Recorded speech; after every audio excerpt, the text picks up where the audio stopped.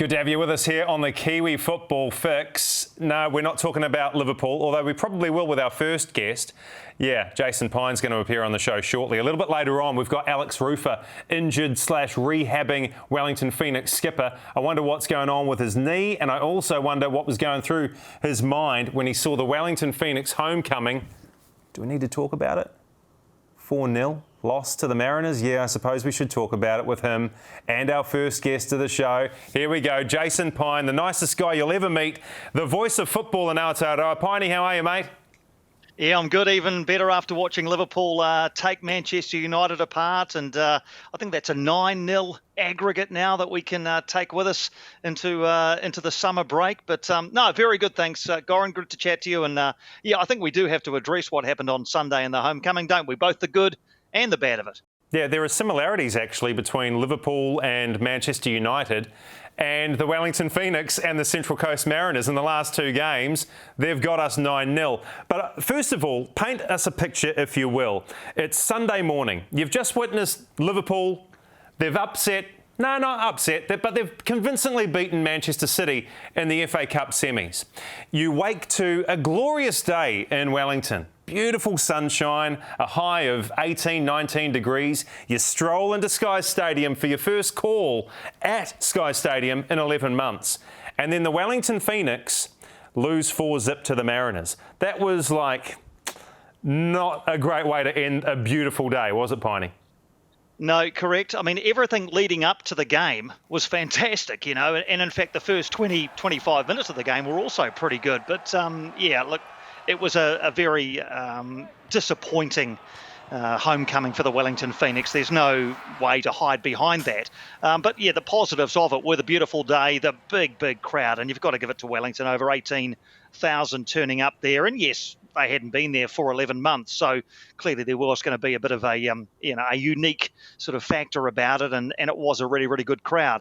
But yeah, the fact that the players themselves couldn't quite match the very positive crowd experience with one on the grass was disappointing. But look, I think the occasion was great. It was good to have the team back.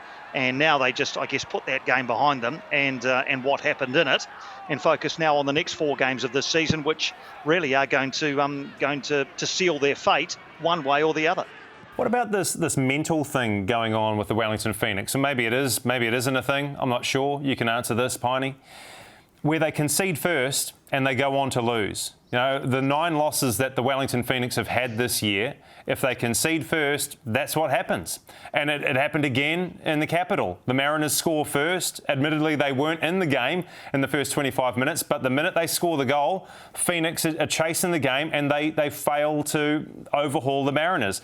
So what is this mental scarring that is occurring throughout this season of 21-22? What, can you comprehend this? I just think it's an interesting stat more than anything. Yes, of course, once you start to get a big sample size, like 9 games in which they've fallen 1-0 behind, 9 games that they've lost, you do start to see a bit of a pattern emerging. But I don't think there's any way of saying that the Phoenix are incapable of winning a game from 1-0 down. You know, they hopefully will prove us wrong in the next 4 or 5 weeks and fall behind and then claw their way back into it.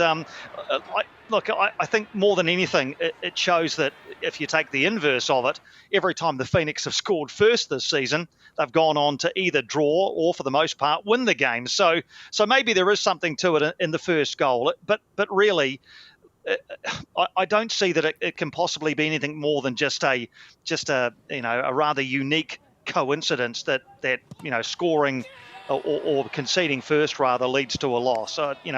Yes, it's happened more often than they would have hoped it would this season, but is there any mental scarring or any psychological barrier that stops this team from coming back from 1-0 down to get something out of a game? I'm not sure that there is, but yeah, it's certainly something I'm sure that Ufuk Talay would rather not have to deal with over the next month or so. Well, if they've not suffered from any mental scarring, I'll tell you who is suffering. That's me and some other fans, Piney, because when you look at that defensive record, I mean, this is a team that is ensconced in the top 6 and should be and will be, fingers crossed, be playing finals football at the end of the season. Yet they've conceded 43 goals in 22 games. And on 6 occasions, they've conceded 4 goals or more in the league. And I'm not even talking about the time that they lost in the semi-final to Melbourne Victory in the FFA Cup, where they lost 4-1. So 7 times in the space of this season, this Wellington Phoenix defence have shipped 4 or more goals. Why are we so leaky? Can you pin it on Stephen Taylor's his departure before the season got underway? So many months have gone by since then, though. So what's the issue as you see it? I don't think it's Taylor. I think they've replaced him with Scott Wooten, and fairly comparable type of defender. And for the most part, when they do defend well, they defend well. I think you're right. 43 goals plus the 4 in the FFA Cup. Once you start conceding 50 goals in a season, your progress becomes a lot more challenging. I mean, they've conceded more goals than Perth Glory, who are rock bottom and are just so limited this season in attack, but and have also taken a couple of hidings as well. Look, I wonder whether some of it is that once they're 2-0 down, for example, they go chasing the game, and 2-0 becomes 3-0, becomes 4-0.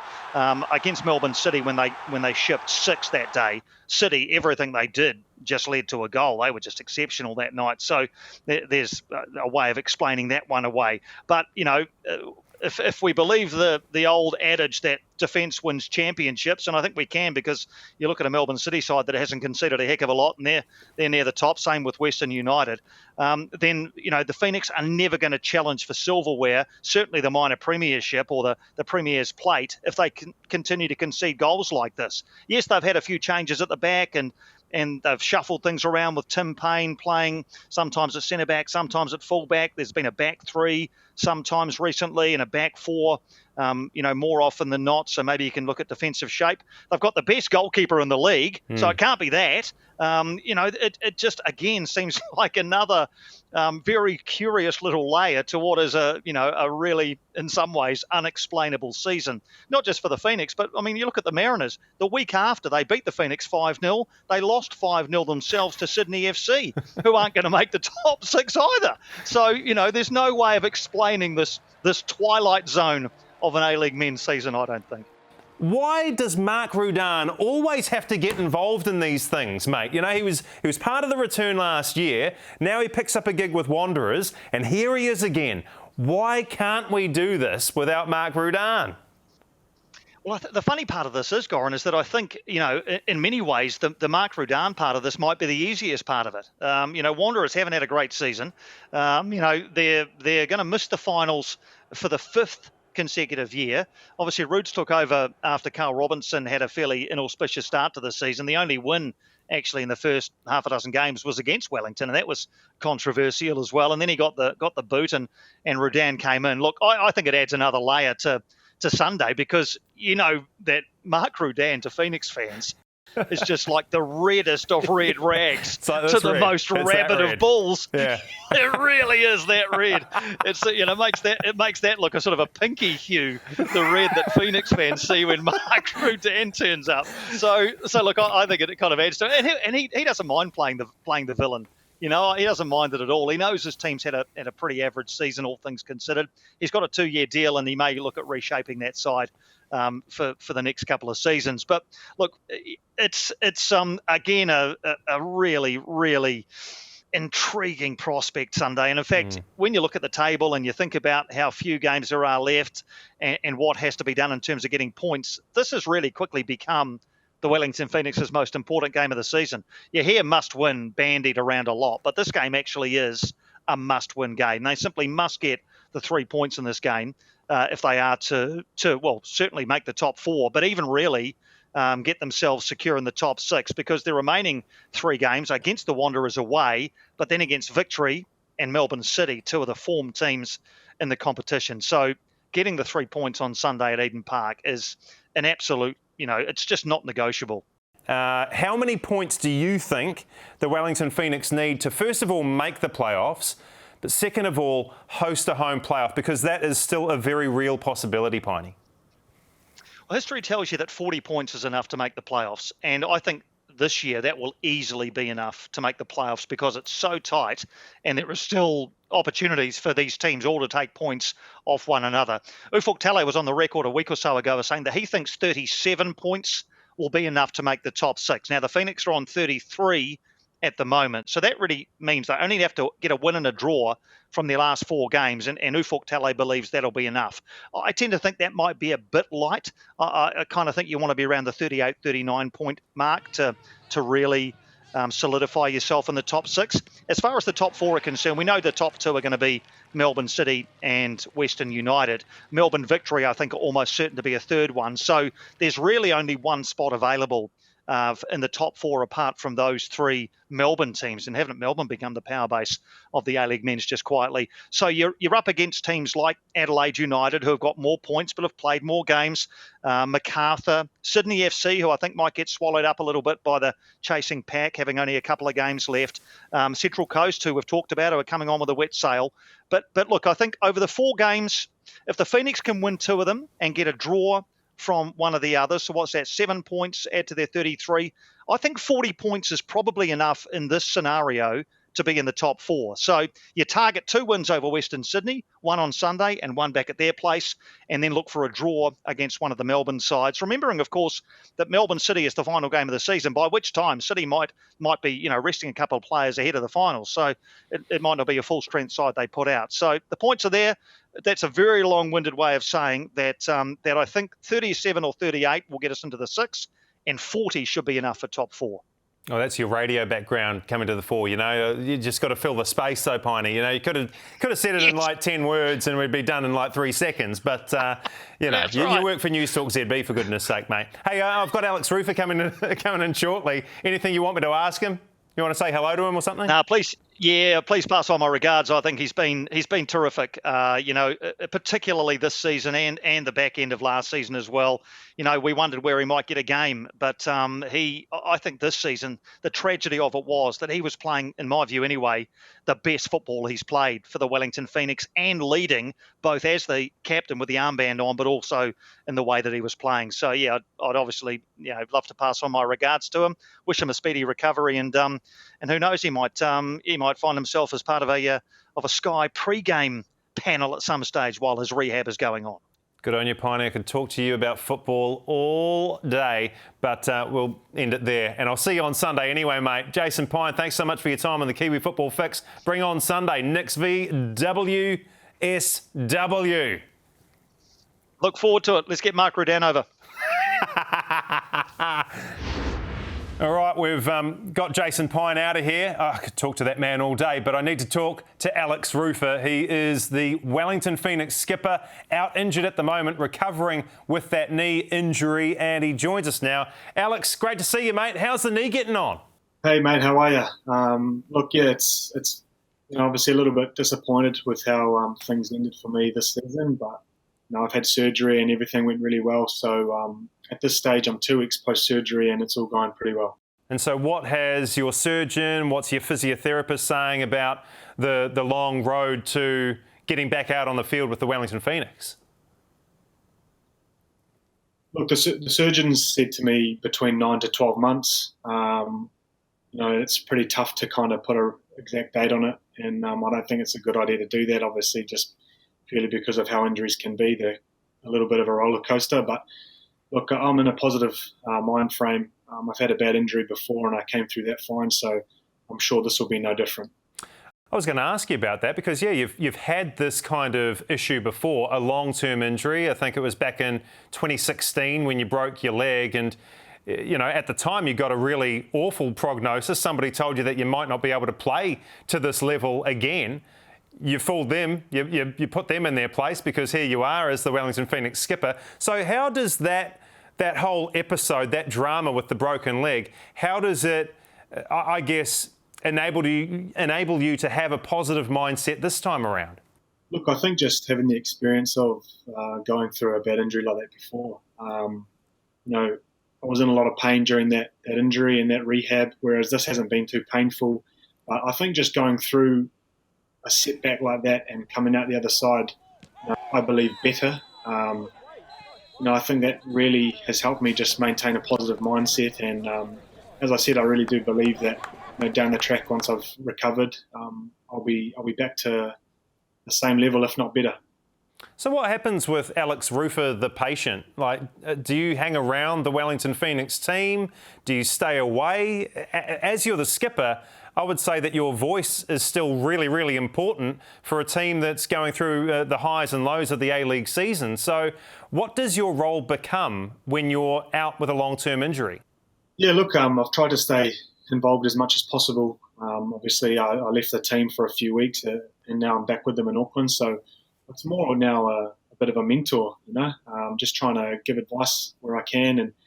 And with setbacks during the last few weeks, I've just tried to be a positive voice and just help the lads as much as possible. I've always been a good listener, and if anyone needs to vent or get something off their shoulders, I'm always available. Yeah, I'm sure they're loving every minute having you involved. The homecoming. We've done this before, haven't we? 11 months ago, the Wellington Phoenix returning to New Zealand. That return game against Western United went a lot better. We really stuck it up Andrew Durante and Mark Rudan when they came back to New Zealand. But the Mariners, they really they ruined our party somewhat. Did you have any inkling, any idea that result was in the offing on Sunday? Not at all. Look, I do believe that every single player would have walked out onto that field believing that we were going to win that game. Unfortunately, as you said, it wasn't a fairy tale ending. But look, I think it's a good learning curve too. We have to bounce back now. We have to focus on the next game as quick as possible. And as you know, I think we have to work hard. We have to now turn our focus to the next game and get 3 points. I was talking to Piney about this. There's this real anomaly, this strange occurrence with the Wellington Phoenix this season where if they concede a goal, they go on to lose the game. Is there some sort of mental issue going on, or is it just a really weird circumstance that keeps on evolving throughout this season, that when we go behind, we end up losing? I don't think there's anything in terms of mentally that's like blocking the boys. I think unfortunately, as you said, this season it's just been an unfortunate event. But I do think that it's definitely something that we need to work on. Because throughout a season you're going to be behind as we've been this season, and I think we have to be prepared for all situations. And when you're down, you need to be able to have the mental strength to fight back, which I have every belief that the boys do. I just think unfortunately this season we haven't been good at coming back from when we're behind. What's been said by Ufuk Talay, by Ollie Sale, yourself, in the aftermath of that 4-0 loss to the Mariners in Wellington? I think as I said, we just have to move on as quickly as possible. We've obviously looked at, we've done team analysis and team review on the game, and I think we can't dwell on it. Although it is a negative result and negative in terms of how amazing the week was leading up to the game, being at home. But look, the most important thing is the next game in football, and we need to make sure that we get a good result against the Wanderers so we can hopefully finish in the top 6. Give us a scoop. Who's coming back? Are we expecting anybody's back this Sunday at Eden Park? Look, unfortunately, I can't reveal any of that. But I think most players are available. Obviously, Sam Sutton's coming back, so that's a bonus. But I definitely won't be playing, that's for sure. No, you need to rest up. But what about Clayton Lewis? He was in here last week and he was looking pretty sharp. That ankle injury may be not as bad as we first thought. So he could be a chance before the end of the regular season. Is that right? Yep. He's been going really, really well. He's been recovering extremely well, actually, from everything I've heard. So, touch wood, it keeps going like that, and we'll have him back in the midfield in no time. I heard that Josh Laws might be coming back soon as well. Can you confirm or deny? Look, honestly, I've only just really got back with the team, so I honestly... okay. Okay. Yeah, that's fair enough. That's fair enough. Let's look at Western Sydney Wanderers then, Alex, because we've got them twice to close out the season, and Mark bloody Rudan turns up again. Why is he always involved in our homecomings? And I suppose, if anything, Piney was saying, like, we need characters in the game like this to really build the event into something more than what it is. It's not just a football game. It's an opportunity to hate on that guy who used to be the coach of the Wellington Phoenix. So, what will Mark Rudan bring to this fixture on Sunday at Eden Park? They'll be very aggressive. Obviously, I played under Mark Rudan, and obviously I loved it. But look, they'll be very aggressive. They'll be hard to beat, that's for sure. I think as long as we focus on how we play in our performance, I'm sure we'll be fine. I think, as I said, we have to make sure we match them physically, and I think it'll be a good game. What do we need to do to make the playoffs?